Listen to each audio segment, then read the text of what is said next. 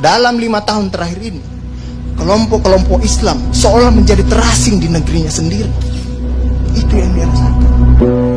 Berapa ulama yang berjuang mendirikan republik ini? Indonesia 80% penduduknya umat Islam. Tidak pernah meminta 80% hasil sumber daya alam yang dikuasai negara untuk umat Islam. Gak ada yang minta. Ada gak yang minta? 80% umat Islam penduduk Indonesia tidak pernah meminta 80% APBN untuk umat Islam. Gak ada yang dia minta. Sederhana permintaan umat Islam. Dia mau berdialog sama Tuhannya. Dia mau mengingatkan umatnya akan kebaikan, yang tidak hanya mengajarkan doa makan dan doa minum, tapi juga cara memilih pemimpin. Itu kira-kira. Inilah ketegangan-ketegangan. Ketika agamanya dinistakan, kok susah sekali ini membawa ke proses hukum. Muncullah demo berjilid-jilid, yang kemudian berujung ulamanya tidak bisa pulang. Belum lagi penghujung, kemudian ada agama yang diperhadapkan sebagai musuh besar Pancasila. Nah, ini menarik menurut saya. Saya ini Islam, tapi bukan pengetahuan Islamnya seperti Ustadz Ali Muhtar Ngabalin dan Abu Bakar, Ustadz Abu Bakar. Tapi dengan segala awam saya terhadap Islam. Ketika saya ditanya, Pancasila itu di mana dalam kehidupan saya? Maka saya akan mengatakan bahwa ketika saya lahir, orang tua saya itu membisikkan Pancasila di telinga saya.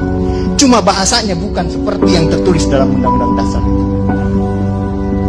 Dia membahasakan Allahu Akbar, Allahu Akbar, Asyhadu an la ilaha illallah, Asyhadu anna Muhammadar Rasulullah.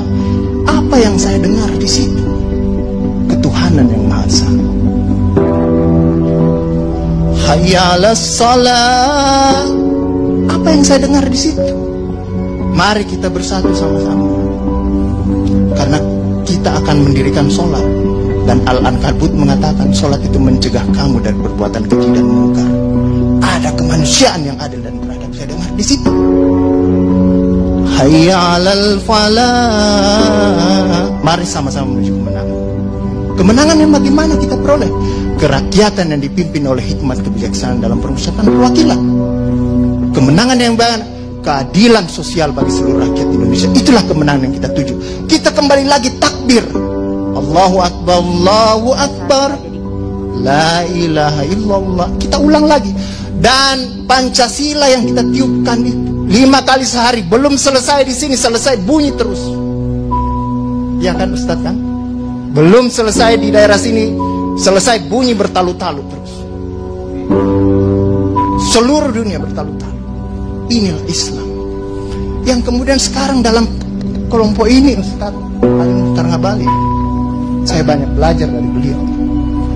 Inilah yang kemudian sekarang, kenapa kami mau diperhadap-hadapkan? Kenapa kami ada yang menjalankan keyakinannya ketika dia celananya cingkrang, radikal, atau dia pakai cadar, dulu diperhadap-hadapkan. Saya Indonesia, saya Pancasila, ada dulu itu banyak sekali seperti itu. Kenapa kami seperti ini? Sekarang akhirnya semua orang disuruh pakai cadar. Inilah kemudian rentetan yang membuat istilah tadi Ustadz Abu Bakar, kok paranoid sekali dengan undang-undang HIP ini.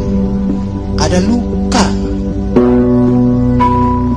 Ada luka yang tadinya sudah mulai mengering, dilupakan. Tapi tiba-tiba ini kemudian dikhawatirkan. Jangan sampai Pancasila ini mau dipakai sebagai instrumen untuk membibirkan kelompok Islam dan kelompok. Apalagi kalau kita baca RUHP ini, memegang kekuasaan pembinaan ideologi Pancasila ada sama presiden.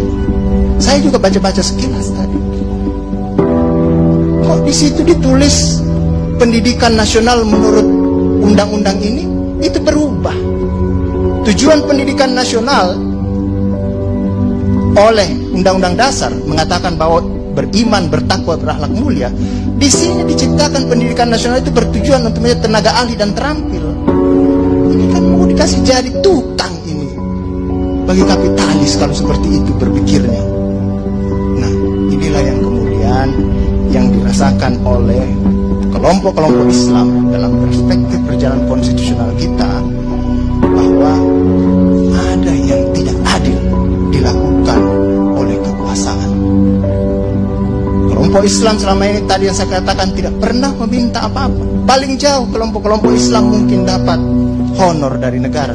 Itu pun tidak dipakai untuk foya, dikembalikan lagi untuk membantu negara, menghidupkan santri-santri, mencerdaskan kehidupan bangsa, menciptakan manusia-manusia yang beriman, bertakwa dan berakhlak mulia. Yang sebenarnya tugas pemerintah itu dikembalikan lagi seperti itu.